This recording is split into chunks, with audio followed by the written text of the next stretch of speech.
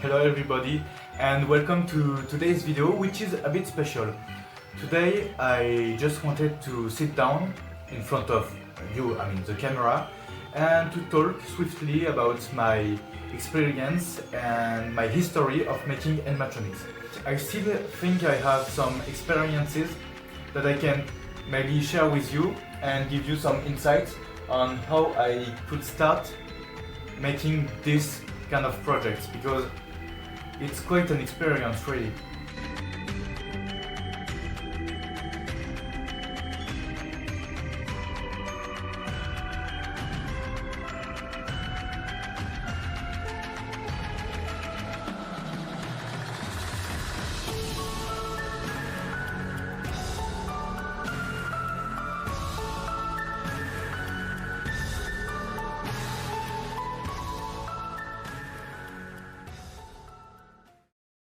Now, just to start, I'm not an expert.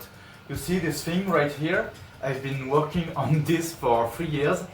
It's a very long process, and along the way I've learned a lot of things. If you've been following my channel, you've seen that I've made a lot of different projects, and by a lot I mean one singular character and 2 different animatronics.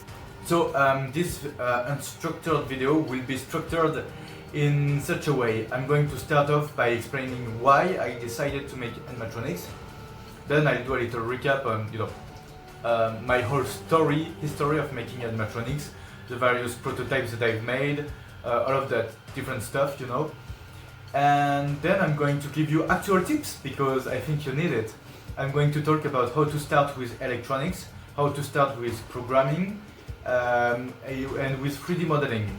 And after this video, I'm actually going to do a series of tutorials to help you make your own animatronic head from beginning to end. So if this is interesting to you, subscribe, because I need the YouTube money.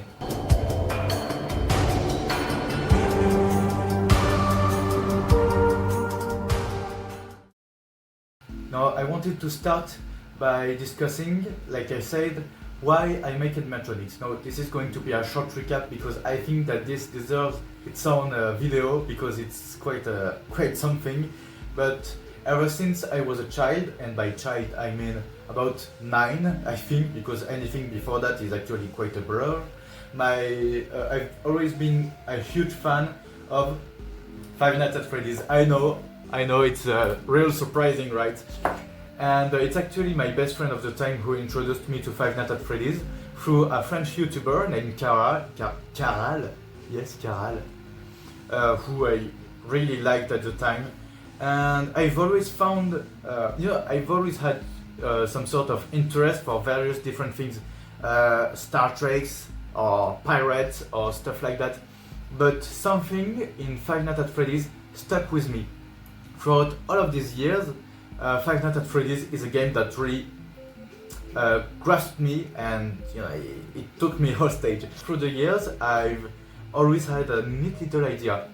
FNAF is a fictional world, of course it is, but I've always wondered what would happen if FNAF could get, to be in real life. And little did I know, but I would come to discover that animatronics actually existed in real life, which is not something that I knew at the time. And I actually did learn of, Chuck E. Cheese, Rock-afire Explosion through creepypastas and through a TV show where, it's people shipping stuff from place to place with trucks. There's actually one episode where they shipped the Rock-afire Explosion band, and I was like, oh, that's FNAF. No, that wasn't FNAF, that was inspiration.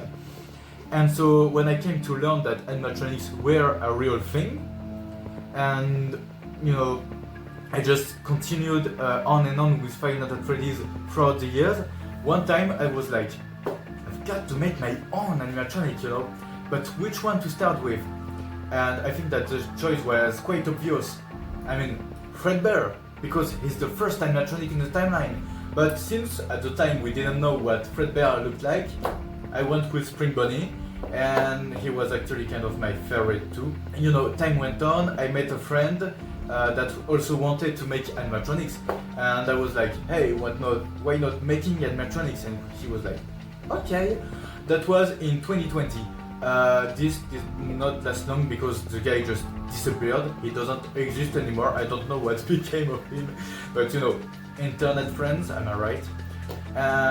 However, little young me was very dumb and thought, maybe I can do it alone. Maybe I can just keep the idea and run with it. And that's what I did. During middle school, I didn't do much animatronic stuff. Only thing I did was buy Arduino kits, which I will talk about later in this video.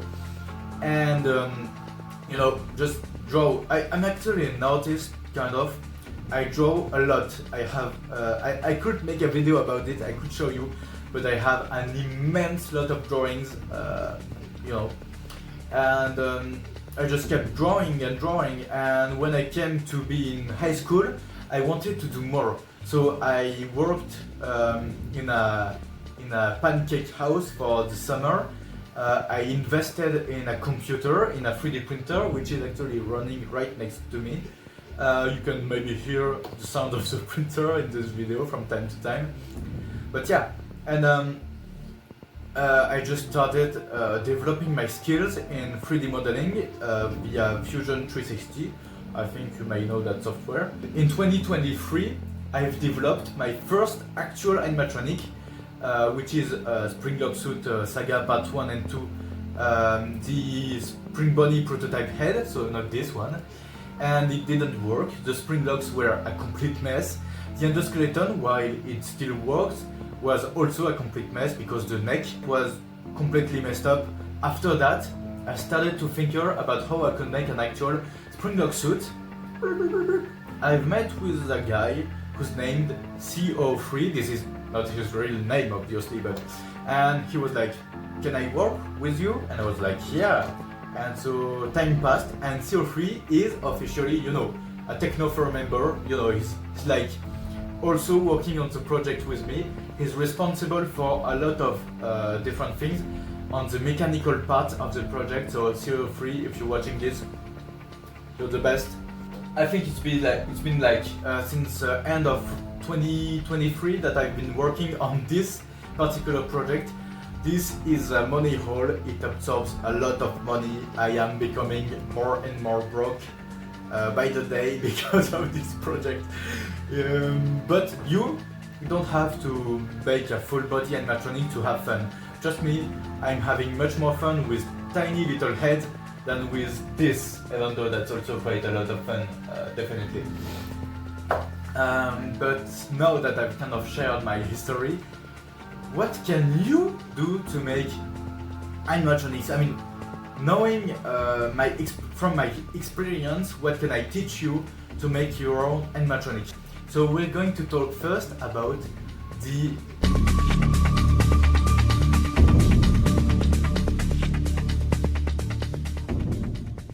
Now, you don't need to be a professional in electronics to start with, you know, animatronics, because to be honest, this is all very simple.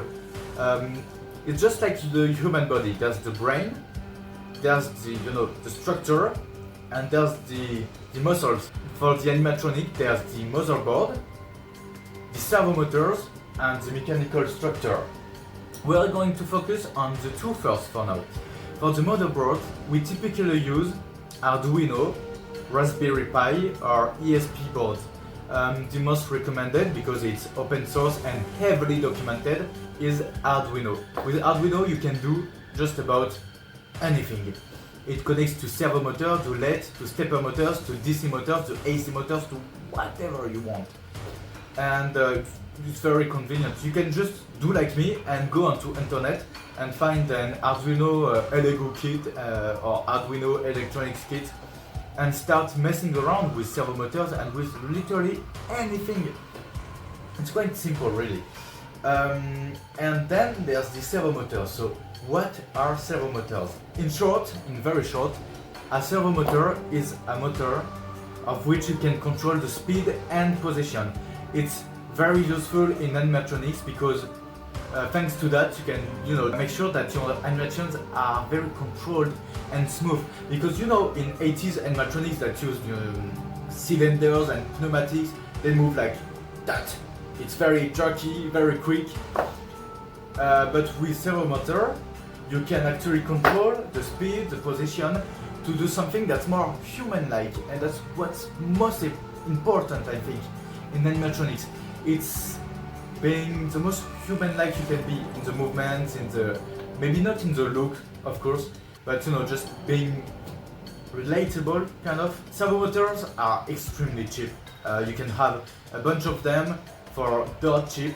You can have the Arduino for cheap, the servo motor for cheap.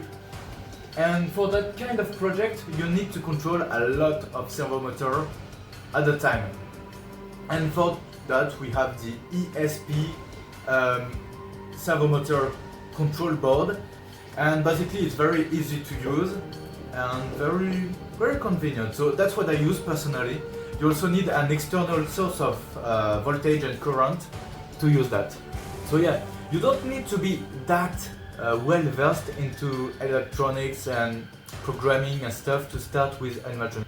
Just learn about Arduinos, control a servo motor, maybe make a script where it goes left, right, center on the beat of a song, and you'll have the best basis you can start with for the actioning and controlling part of your animatronic. Now, onto the meat of the stuff, the programming. I hate this.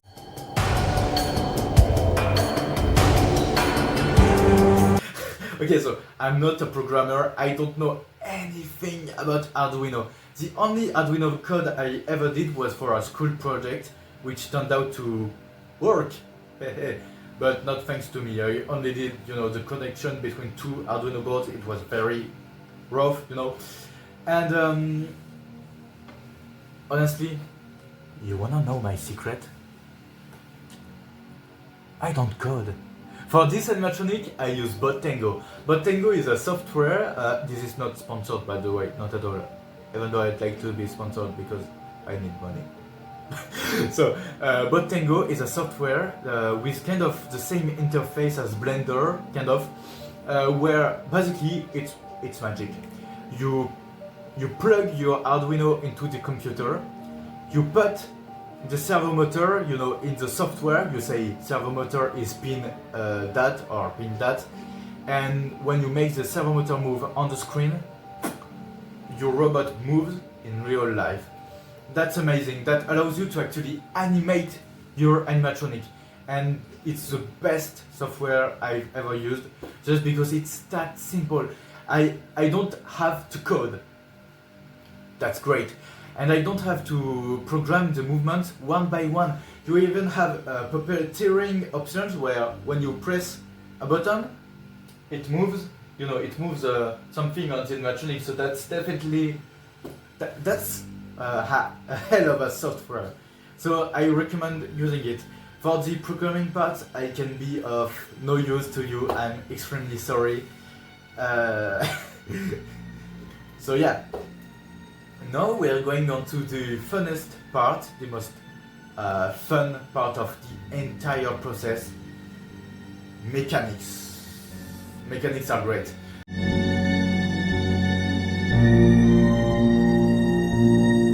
Basically, you have your motors and you know how to control them, but you need shapes and colors. You need actual shapes to bring it all together. You need to make a structure.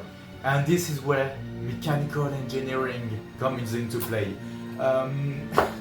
That's actually what I'm studying at school right now, and it's pretty interesting, but you don't need to be an engineer to make stuff like that.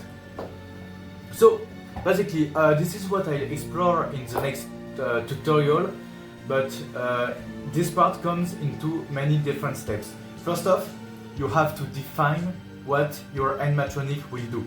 Second off, you have to make sketches and sketches and sketches all over again to perfect your idea of the initial mechanism. Spoiler alert, what you will come up with, in the initial sketching phase won't be that great. Trust me, it won't be. But that's okay, because the second step is no, the third step is prototyping, and prototyping is great if you have the patience to do it. Basically, you're going to do the first draft of a 3D model. You print it, you test if that works, and if you encounter a problem, my French is trying to take over me. If you encounter a problem, you reiterate, you change what's to be changed, and then you reprint it again, retest it again, and over and over and over and over again. I have entire bags filled with failed prints. I can tell you, there's a lot. But that's just because I don't think much, I go into the conception, into the 3D part, without really thinking about the ramification of my actions, typical me.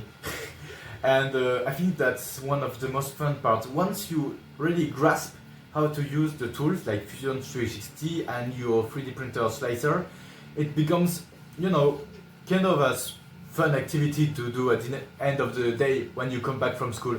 So once the prototype is made, you print. Once you're with your final version, you can print it, and then you have to post-process. That's making sure that your part is clean.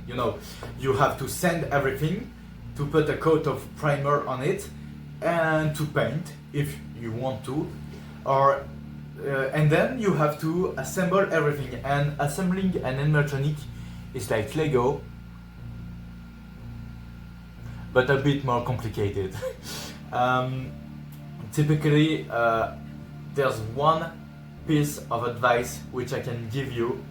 First off, have a clean workspace, which I don't have, because I don't really have a workspace. I have a student dorm, which is not the best to work anyway. And second advice, when you do a conception, when you create an animatronic, you see these little bolts here. There's a lot of different bolts that are in the conception. And something I've learned, which is extremely useful, is use one or two, but maximum types of bolts in the entire assembly, so that you can buy in bulk. You don't have to search around for your bolts, you already have them, and it makes the process so much easier. So much easier. Trust me. Oh, my printing is done. Yay! And that's one part of the tip that I can give you. And on the other side, once the assembly is done, you can test it out, and either it works finally and your first animatronic is done, either it doesn't and it's back to the drawing board, but that's completely okay. To be fair, it never really works the first time around, and you'll have to prototype and prototype and prototype, and it's completely okay, because you'll end up with something that you're proud of, something that feels like a real battle, with despair, with struggle. But once you finish it, I can assure you that the feeling is great. And the last part of making an animatronic is the most important for those who don't know that it's an animatronic, and it's what's going to catch the eye at first. And it's definitely the cosmetics. The suit!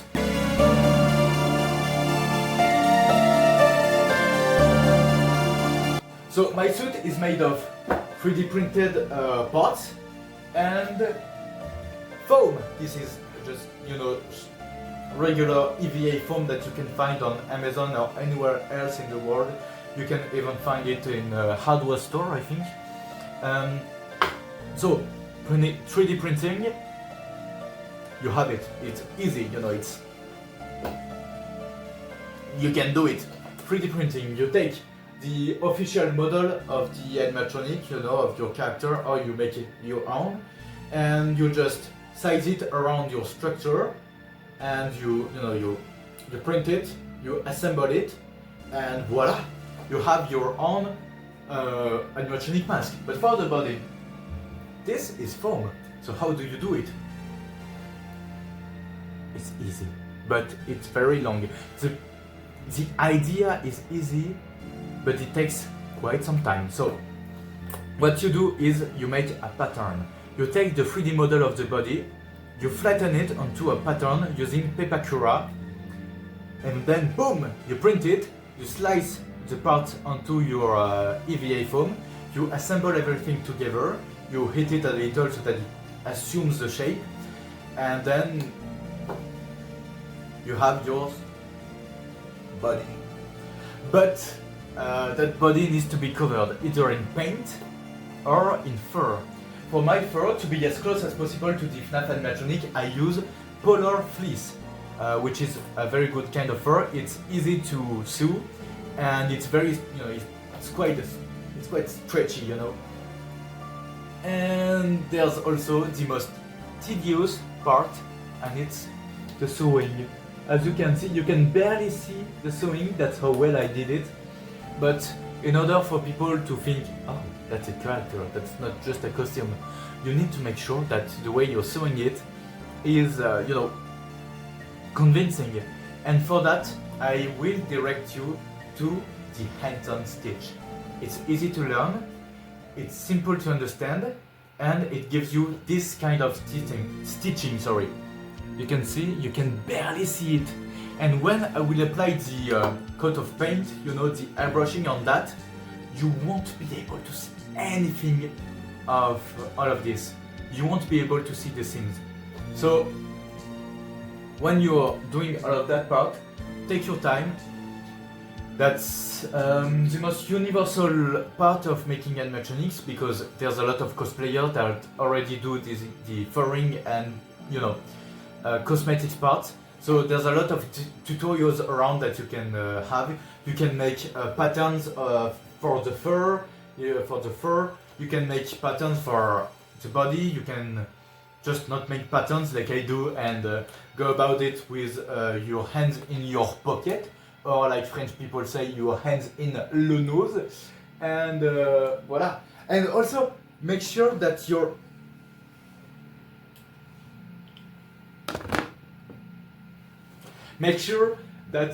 suit is comfortable. I didn't put the foam on this already yet, but this is the opposite of comfortable, and I fell in my own trap twice. This is hell to wear, and I'm gonna give you a little tip. Make sure that the nose of your animatronic is on the inside, is soft, and that it doesn't break your nose every time you wear it, because this is not comfortable, not at all. But whew, that's okay, we all do mistakes sometimes.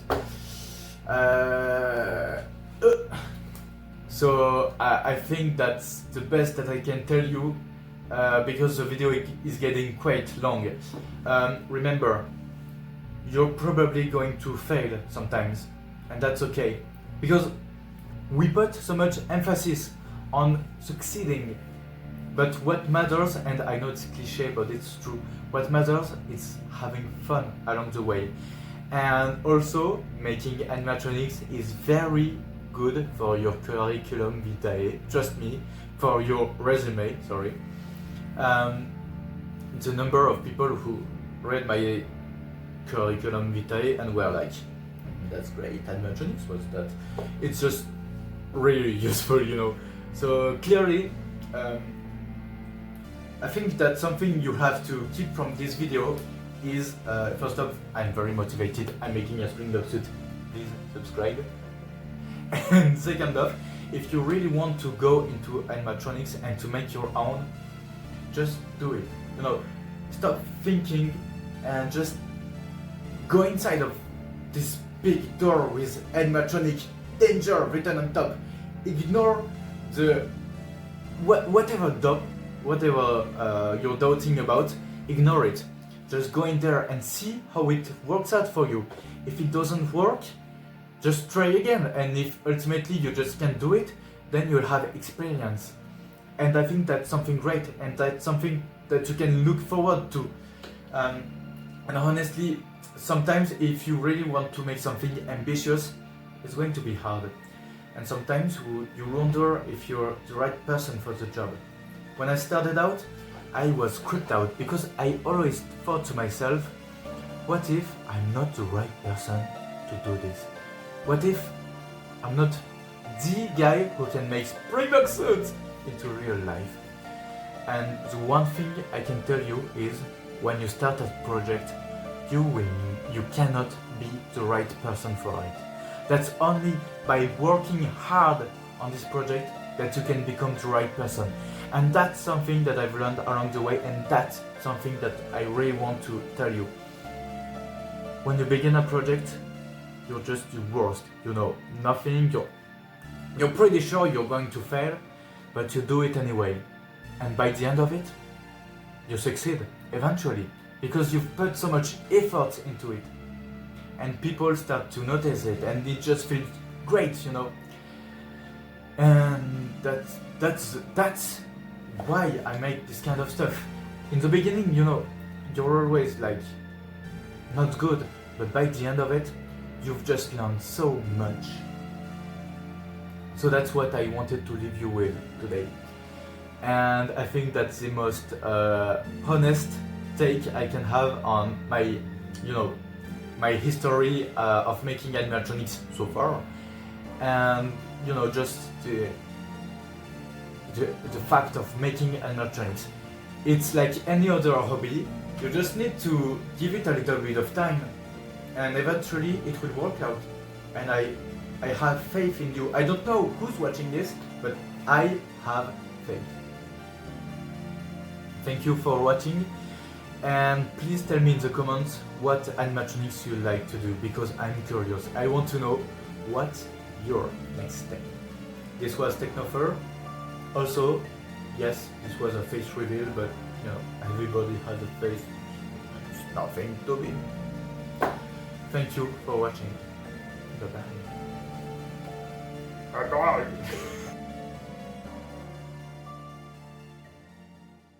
We put so much emphasis